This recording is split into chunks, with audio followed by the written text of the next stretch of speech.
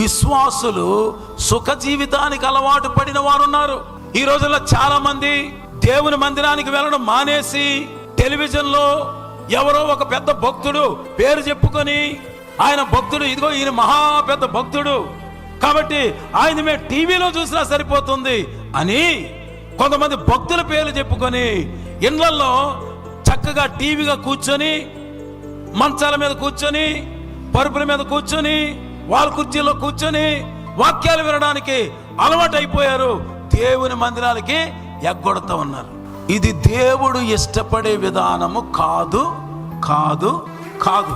దేవుడు ఒక సహవాసాన్ని ఇచ్చాడు. ఈ సంఘం యొక్క ప్రారంభమే ప్రార్థన గర్భం నుండి పుట్టుకొచ్చింది దేవుని సంఘం. అందుకనే 4 ప్రధానమైన పిల్లర్స్ కంపల్సరిగా ఉండాలని దేవుని వాక్యం ద్వారా మనం తెలుసుకున్నాం.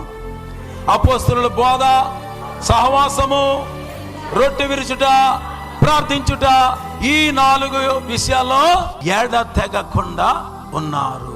అందులో ఏముంది? సహవాసం ఉంది. అంటే ఫెలోషిప్, కలిసి.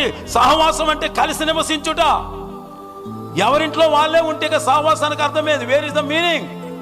ఇప్పుడు మీరు 1 గంట గడియో, 2 గంటలు 3 గంటలు కలిసి నివాసం చేస్తున్నారు ఈ స్థలంలో. ఇలాంటి సహవాసాలు చాలా మందికి ఆగిపోయాయి.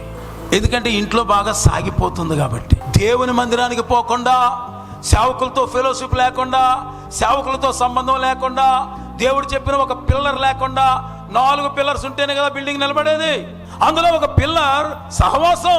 విశ్వాసులందరూ ఆయా ప్రాంతాల నుండి, పరిస్థితుల నుండి అందరూ వచ్చి ఒక చోట కూడుకోవడం, ఇది చాలా చాలా అవసరం.